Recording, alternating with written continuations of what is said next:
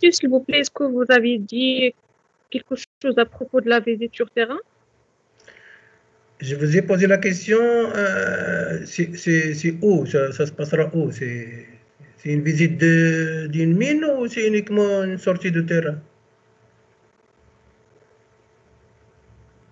Monsieur, on ne sait pas.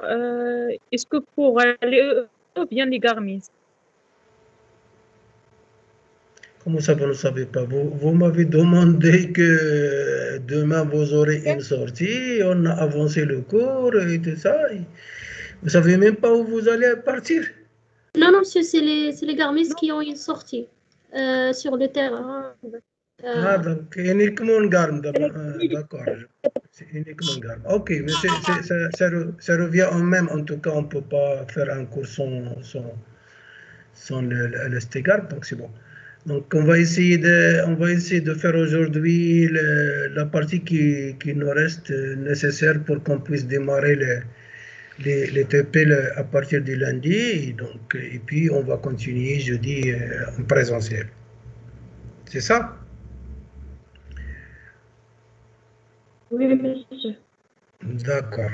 Alors je vais commencer. Donc la dernière fois, on avait démontré ensemble que pour un dispositif quadrupole avec des électrodes de courant et des électrodes de potentiel, on injecte un courant et on mesure une différence de potentiel. Donc on injecte un courant entre les électrodes A et B et on mesure un potentiel ou alors une différence de potentiel entre les électrodes de potentiel M et N.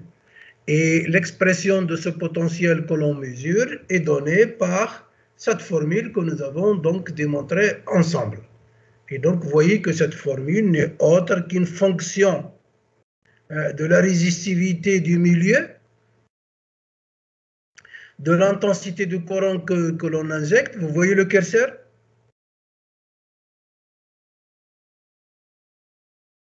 Oui, monsieur, on le voit. Très bien. De l'intensité du courant que l'on injecte et d'un facteur. Tout ça, c'est un facteur géométrique. Donc, c'est en fonction de la disposition des électrodes l'une par rapport à l'autre. Et donc, ce n'est autre que la géométrie du dispositif, de ce dispositif de mesure. Et donc, à partir de cette formule, parce que le potentiel, donc, on le mesure, le courant injecté, c'est nous qui le définit, donc on le connaît, donc c'est l'appareil qui va le fournir. Le potentiel, c'est aussi l'appareil qui va le fournir, mais nous, ce qu'on cherche, c'est la résistivité du milieu qu'on est en train d'étudier. Et donc, l'appareil, il va faire ce calcul et il va nous donner la résistivité de ce milieu. Vous voyez que c'est fonction d'une DDP, donc d'une différence de potentiel, par l'intensité de courant multipliée par un facteur géométrique. C'est ce qu'on a vu la dernière fois. Mais je vous ai dit que ce qu'on a supposé pour démontrer ces formules, que le milieu il est homogène isotrope. Mais dans la réalité, sur le terrain, on travaille dans des milieux hétérogènes, constitués par un certain nombre de couches. Et donc, ce que l'on mesure, ce n'est pas une résistivité réelle, c'est plutôt une résistivité apparente. Et nous avons dit que la résistivité apparente d'un milieu qui est hétérogène, vous voyez que j'ai 3 couches, c'est un milieu hétérogène, mais ce que je mesure en réalité par l'appareil, c'est cette résistivité. C'est comme si j'ai pris ces 3 milieux, couche 1, couche 2, couche 3, je les ai mélangés pour obtenir un milieu homogène, pour être en accord avec les démonstrations qu'on a vues. Mais j'ai attiré votre attention. Attention, la résistivité apparente, ce n'est pas la moyenne des résistivités du milieu hétérogène. Ça peut être une moyenne, mais ça peut ne pas être une moyenne. Donc, c'est comme c'est imaginaire, c'est fictif. D'accord? Et donc, on avait dit que la résistivité apparente d'un milieu hétérogène, ce n'est autre que l'équivalent de la résistivité que va donner ce milieu hétérogène si on va mélanger ces constituants pour obtenir un milieu homogène, parfaitement isotrope. Et voilà, donc, la résistivité apparente, elle intègre l'ensemble des couches du sous-sol et dépend donc de la nature du terrain investigué, mais aussi bien sûr des dispositifs de mesure comme on va le voir tout de suite. Donc cette résistivité que je vais mesurer sur le terrain, mais en réalité qu'une résistivité apparente. Et c'est l'interprétation, tout d'abord le traitement et l'interprétation des données qui va me permettre d'obtenir la résistivité de chaque milieu, de chaque couche. Et c'est le rôle du géophysicien.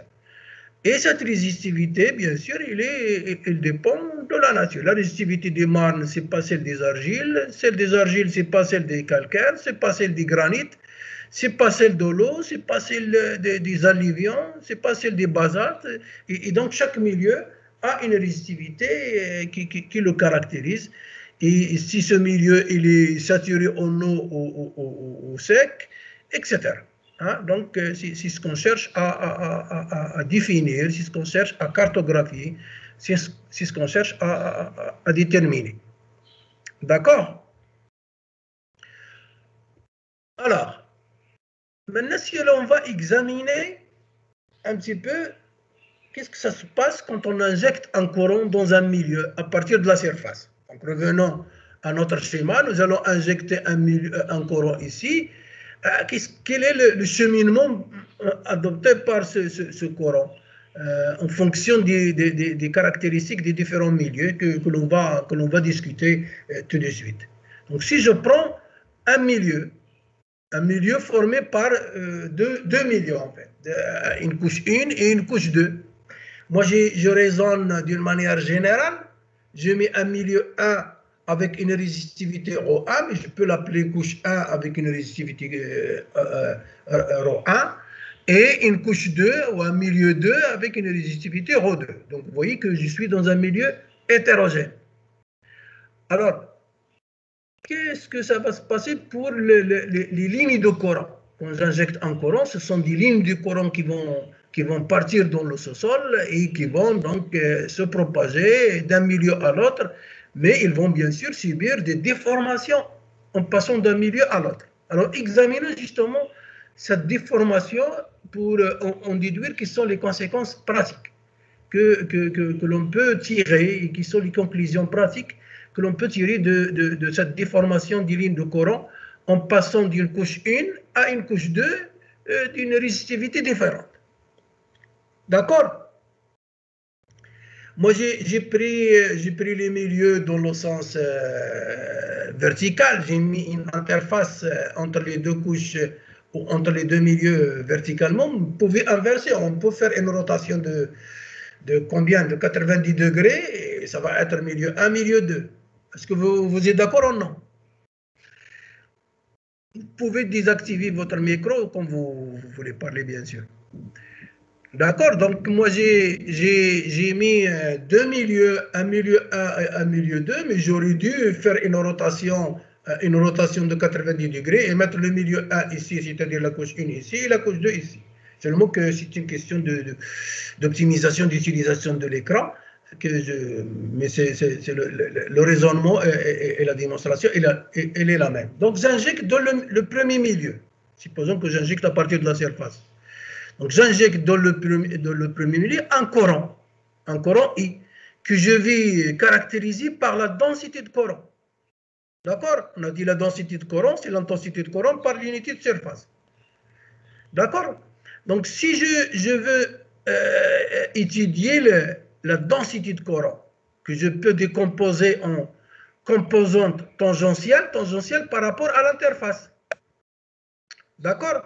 Et normal par rapport à l'interface. Donc le courant ou la ligne de courant, il va partir dans cette direction, il va définir un angle, par exemple, θ1, par rapport à la normale à cette interface, par rapport à la médiatrice. D'accord? Et il va subir une déformation, comme ce que vous avez fait en optique. Vous vous rappelez, quand vous injectez un faisceau lumineux dans un milieu 1, en arrivant en arrivant à une interface pour passer à un deuxième milieu, par exemple une lentille ou je ne sais pas moi, elle va subir le phénomène de réflexion, réfraction, diffraction, etc. Donc, une déformation. Et l'angle d'incidence et l'angle de, par exemple, de réfraction. OK? Donc, j'aurai un angle θ2 dans le deuxième milieu et un angle θ1 dans le premier milieu. Et bien sûr, J, toujours, ça serait un autre J, parce que une quantité ne va pas passer, et donc vous voyez que l'amplitude, ça peut changer. Toujours la composante tangentielle et la composante normale. Ici, c'est JT2, je suis désolé, c'est pas T1, c'est JT2. C'est J2 ici. Donc J1 et J2. Ça, c'est JT2, GN2. T, c'est tangentiel, N, c'est normal. D'accord? Donc, si je vais me mettre ici, sur l'interface, pour étudier les conditions limites de cette fonction densité de courant que je suis en train d'étudier en passant du milieu 1, de la couche 1 à la couche 2. Si je mets au niveau de l'interface, vraiment à la limite entre la couche 1 et la couche 2, je peux écrire que le potentiel que je vais mesurer ici, elle est le même. Donc, parce que c'est un point commun, le potentiel dans le milieu A est égal à le potentiel dans le milieu 2. Donc, je peux écrire que V1 est égal à V2. Et si je vais dériver, V1 et V2, ce n'est autre, la dérivée du potentiel n'est autre que le champ électrique. On a dit le champ, c'est moins gradient de V, la loi de Coulomb. OK? Donc, je dérive, donc je peux écrire que selon cette interface, je peux écrire que la composante tangentielle du champ électrique sur l'interface. Donc, si je suis tangent dans cette direction, je peux écrire que ET1 est égal à ET2. La composante tangentielle du champ, elle est la même. Parce que je suis dans une interface commune entre les deux milieux. Mais dès que je franchis le milieu 1 de 1 millième de millimètre, ça va changer.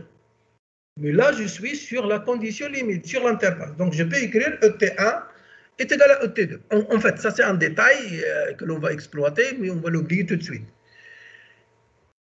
Donc, je peux écrire que à l'interface, j'ai ET1 est égal à ET2 dans cette direction, mais dans la direction normale, je peux écrire que la composante normale qui vient ici, c'est la même chose que la composante normale qui vient de ce côté, pour la densité de courant. Donc, je peux écrire GN1 est égal à GN2. Mais la composante tangentielle de la densité de courant, ça peut changer. Alors, je peux écrire que ET1 est égal à ET2 et E, si je reviens sur la loi d'onde généralisée, on a dit que E, c'est ρ fois J, puisque là je parle de la composante tangentielle, donc je garde toujours la composante tangentielle. Si je reviens sur la loi d'Ohm, revenez sur la loi d'Ohm, on avait écrit que J est égal à sigma E. Sigma, c'est 1 sur ρ. Et donc E, c'est ρ J. D'accord? ET, c'est ρ1 GT1, et ET2, c'est ρ2 GT2. Et j'ai aussi la deuxième condition limite, c'est que la composante normale de la densité de courant sont égales, ou les composantes normales de la densité de courant sont égales au niveau de l'interface, dans les conditions limites. D'accord? Donc, si je vais diviser cette première équation sur la deuxième équation, je peux écrire que ρ1 GT1 sur GN1 est égal à ρ2 GT2 sur N2. Je n'ai rien fait que faire la sommation ou la division. OK? C'est quoi GT1 sur GN1? Si je reviens sur le schéma. GT1 sur GN1. GT1, elle est là. Elle est là, GT1. C'est quoi? GT1 sur GN1, ça donne quoi? C'est la tangente, peut-être. Très bien. C'est la tangente de θ1. Parce que θ que vous avez ici, c'est le même θ que vous avez ici. C'est les angles adjacents. D'accord? Le θ1 que j'ai ici, je peux l'écrire ici. Hein, ce sont des angles adjacents. Et donc, GT1 sur GN1 n'est autre que tangente θ1. La même chose, GT2, ce n'est pas GT1 ici, GT2 sur GN2, ce n'est autre que,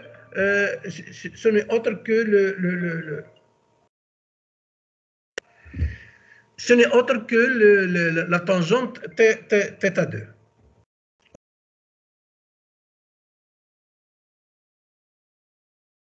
OK?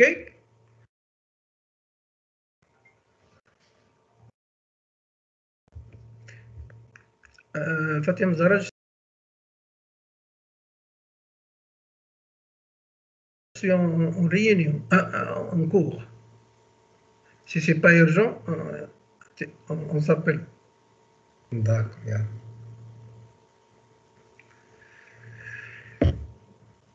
OK? Donc, je peux écrire que ρ1 tangente θ1 est égal à ρ2 tangente θ2. D'après je peux écrire que ρ1 tangente θ1 est égal à ρ2 tangente θ2. OK? Vous êtes d'accord ou non?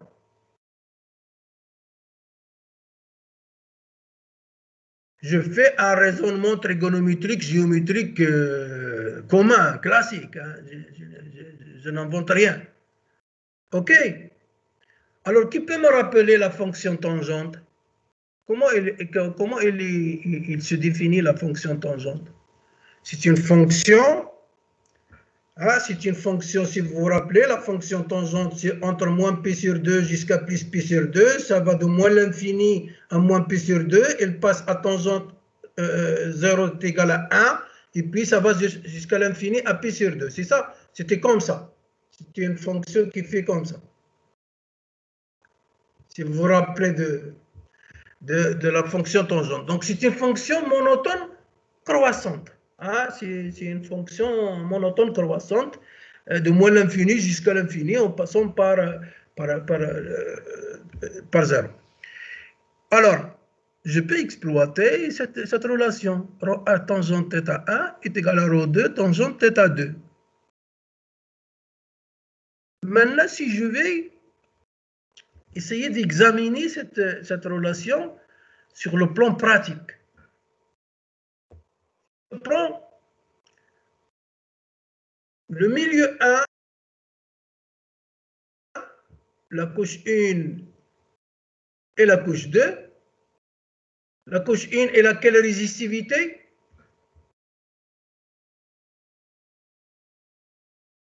Hein? La couche 32. elle a une résistivité de 30 ohms mètres. Je vous ai dit le symbole rond comme ça, c'est ohm mètre. La couche 2, il a une résistivité de combien? De 200. Alors, quelle est la couche la plus résistante? C'est bien sûr la deuxième couche. Donc, je passe d'un milieu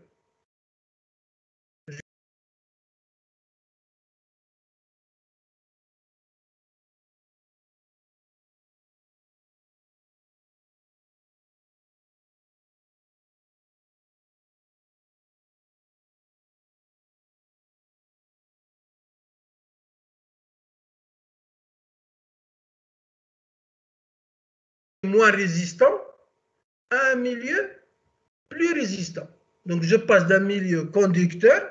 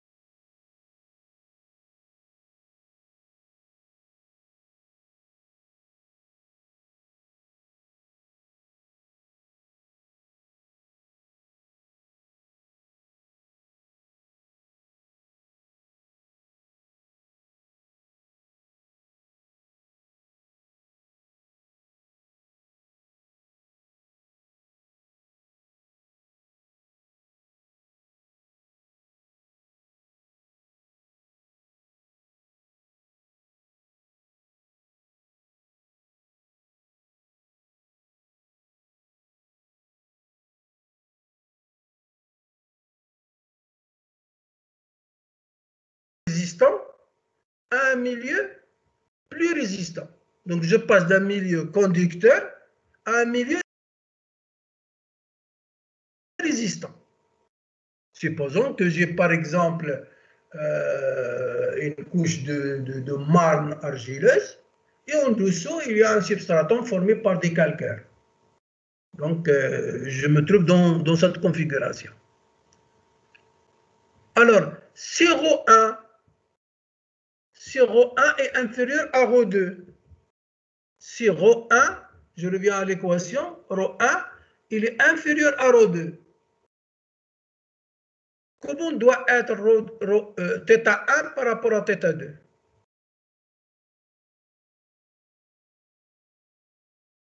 Comment doit être θ1 par rapport à θ2? L'inverse de... L'inverse. Pourquoi? Parce que pour garder cette égalité, si ce paramètre il est inférieur à ce paramètre, il faut que ce paramètre soit supérieur à ce paramètre parce que la fonction tangente, comme je vous ai dit, elle est monotone croissante. F de 1, c'est inférieur à F de 10. F de 10, c'est inférieur à F de 100. C'est ça une fonction croissante. Monotone croissante. Donc, puisque ρ1 il est inférieur à ρ2, pour garder l'égalité, il faut absolument que tangente θ1 soit supérieure à tangente θ2. Et tangente, c'est une fonction croissante, donc automatiquement θ1 soit supérieur à θ2. Est-ce que c'est clair dans votre in your mind? C'est clair? Donc, si j'ai un milieu conducteur et je passe à un milieu résistant, θ1 doit être supérieur à θ2. Voilà, θ1 doit être supérieur à θ2. C'est-à-dire, si je reviens sur ce schéma, ce θ que j'ai ici, il doit être grand. Et il peut aller jusqu'à 90. Et θ2, il doit être petit. Il peut se rapprocher de la médiatrice. C'est-à-dire qu'ici, le courant, il a tendance à circuler comme ça, dans cette direction. Vous êtes d'accord ou non? Parce que θ est grand. Alors qu'ici, le courant, il a tendance à circuler perpendiculairement à cette interface. Dans le premier milieu, le courant a tendance à circuler tangentiellement. θ1 est grand. Et dans le deuxième milieu, θ2 est petit, donc le courant, il a tendance à circuler d'une manière transversale, perpendiculairement à cette interface. Donc si je reviens à faire l'application ici, c'est-à-dire qu'ici le courant il a tendance à circuler dans cette direction, alors qu'ici le courant il a tendance à circuler perpendiculairement. Et une grande partie du courant il est concentrée dans le premier milieu. Regardez, ça c'est le modèle. Ça c'est ce qu'on peut obtenir par des modélisations de ce schéma. Je peux rentrer ces paramètres et définir la géométrie du dispositif, je peux trouver ce genre de schéma. D'ailleurs, que j'ai pris de Google. Et vous voyez que dans un milieu conducteur, comment il circule le courant?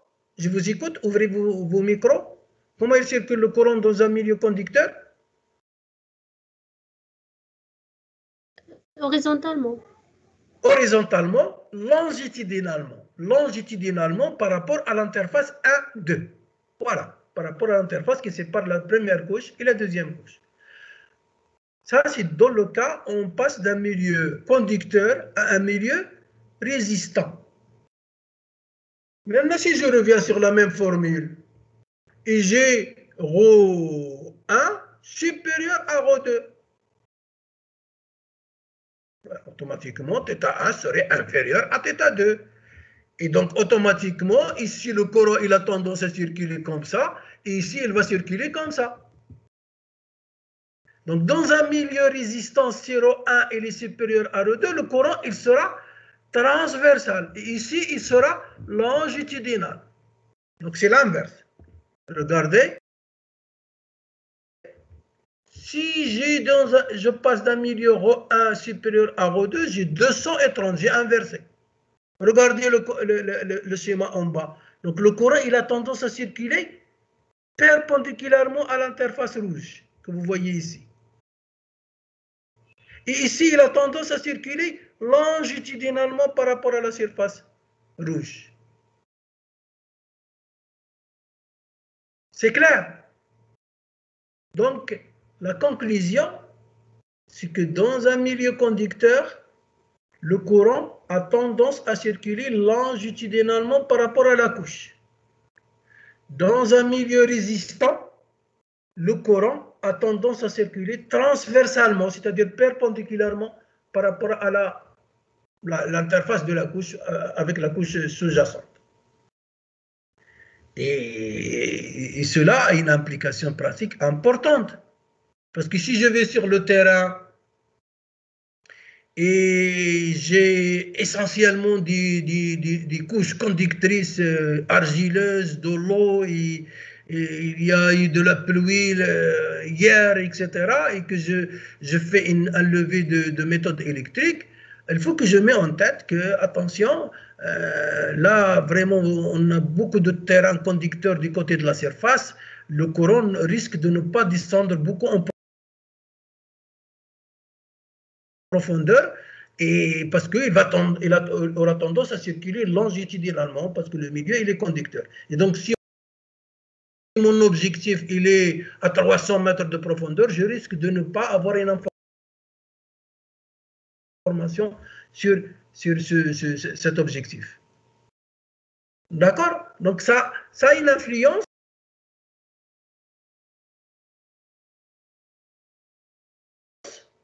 cela a une influence sur la profondeur d'investigation, sur la profondeur que je peux atteindre quand je fais les levées de terrain, hein, ce qu'on appelle la profondeur d'investigation. OK?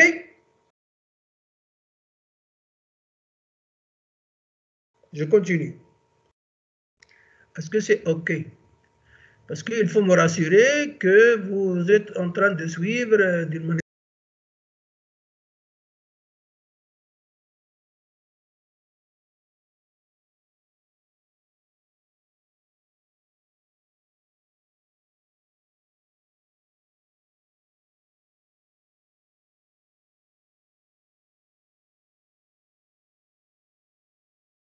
Je continue.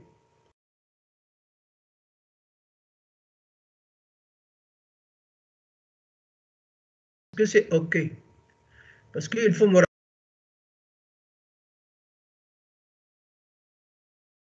rassurer que vous êtes en train de suivre d'une manière à l'aise et que je ne veux